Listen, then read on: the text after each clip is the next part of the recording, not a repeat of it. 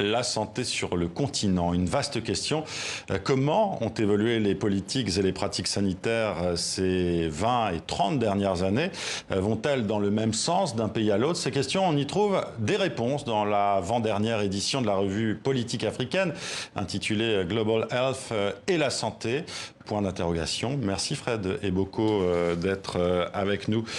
Vous êtes directeur de recherche à l'Institut de recherche pour le développement, l'IRD, et vous avez coordonné cette avant-dernière édition.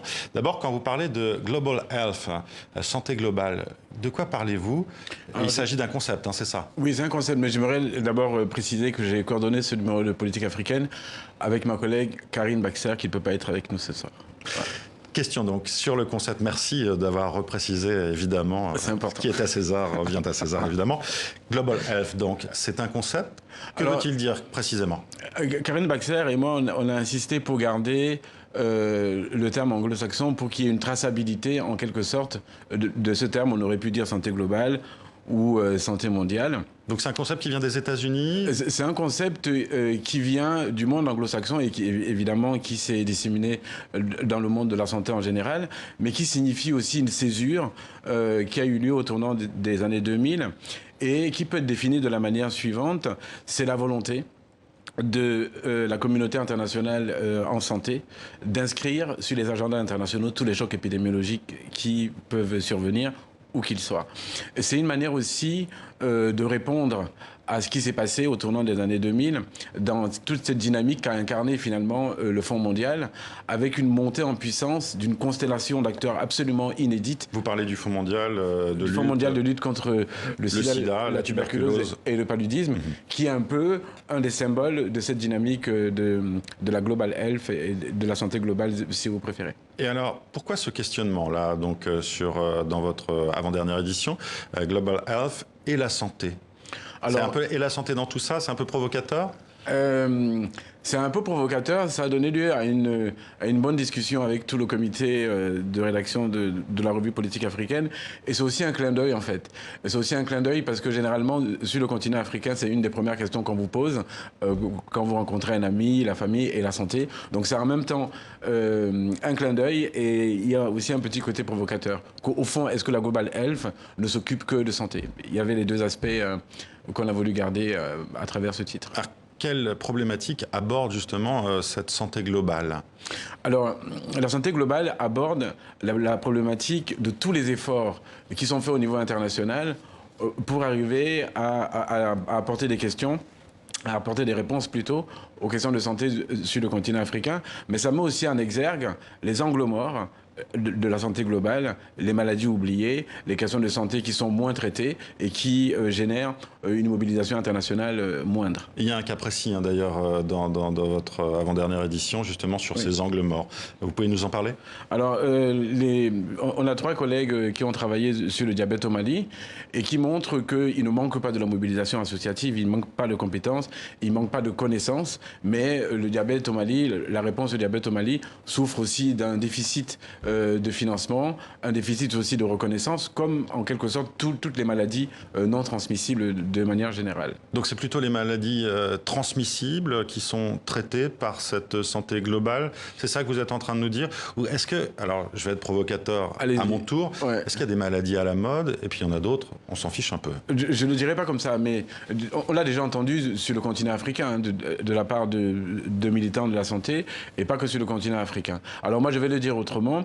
Disons que les années 80 et 90 ont connu une maladie absolument emblématique de la mobilisation internationale qui était et qui est encore la pandémie du sida. À côté de ça, on s'est aussi rendu compte que les systèmes de santé sont effondrés et que quand les systèmes de santé sont effondrés, il y a un certain nombre de questions de santé auxquelles on ne répond plus de manière efficace. Vous parlez des systèmes de santé publics et nationaux? Les systèmes de santé publics et nationaux qui se sont effondrés du fait de la crise économique des années 80-90. Il faut quand même rappeler que cette crise économique a aussi entraîné des normes dans le champ de la santé et qui étaient absolument dramatiques pour l'accès aux soins des populations africaines.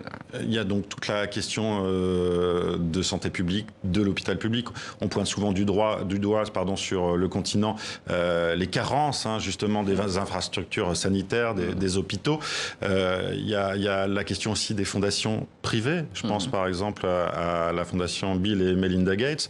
Comment s'articule en fait aujourd'hui sur le continent cette prise en charge de la santé entre le public et le privé? C'est effectivement un champ tout à fait passionnant et qui a connu son avènement justement au tournant des années 2000 avec la montée en puissance de tous ces acteurs. Et vous avez pris un bon exemple de la fondation Bill and Melinda Gates et qui est extrêmement intéressant parce que on a une série d'acteurs qui interviennent, les organisations internationales, les organisations non gouvernementales, les pouvoirs publics et les partenariats publics-privés qui sont investis dans le champ de la santé internationale, notamment dans le cadre africain. Et ça génère, même si on ne le dit pas souvent, des tensions et des rapports de force. Juste pour vous donner un tout petit exemple. Notamment parce que si on est dans le privé, excusez-moi de vous interrompre, il y a aussi l'aspect lucratif. Il y a l'aspect lucratif, mais il n'y a pas que ça, parce que le but de la santé globale, c'est d'apporter des solutions aux populations. Mais il y a aussi l'intervention des partenariats privés, publics. Et je voulais juste vous donner l'exemple de la Fondation Gates, qui a un budget qui est supérieur à celui de l'Organisation mondiale de la santé. Ça donne un ordre d'idée des rapports de force qui interviennent. Ça ne veut pas dire que la Fondation Gates, dans le champ de la santé, veut faire des bénéfices. On appelle ça, de manière un peu rapide, le capitalisme philanthropique. Dernière question, évidemment, déjà la pandémie, et oui, ça va très vite, la pandémie de coronavirus, justement, du nouveau coronavirus, est-ce qu'elle entre dans ce champ de la santé globale? Elle met un peu en creuse, si j'ose dire, de manière paradoxale, les discours sur l'Afrique et ce qu'on pensait qu'on allait trouver sur le continent africain du fait de cet effondrement. Mais elle montre toute une chose qui a été négligée par la santé globale, c'est le retour de l'État en Afrique. L'État en Afrique souffre surtout d'une absence de financement tout à fait drastique. Et on voit très bien que les autorités africaines peuvent prendre des décisions quand besoin s'en fait sentir. Donc pour le moment, c'est plutôt un bon exemple pour le moment, en termes de politique publique. On sur voit le que les autorités africaines peuvent penser, réagir, même dans des situations de précarité. Évidemment, il faut des partenariats internationaux, mais il ne faut pas oublier que le régulateur de la santé sur le continent africain doit rester l'État africain. On va se quitter sur ces mots. Merci Fred Eboko. Merci à vous. La revue politique africaine consacrée donc à Global Health et la santé, voilà, est disponible. C'est l'avant-dernier numéro.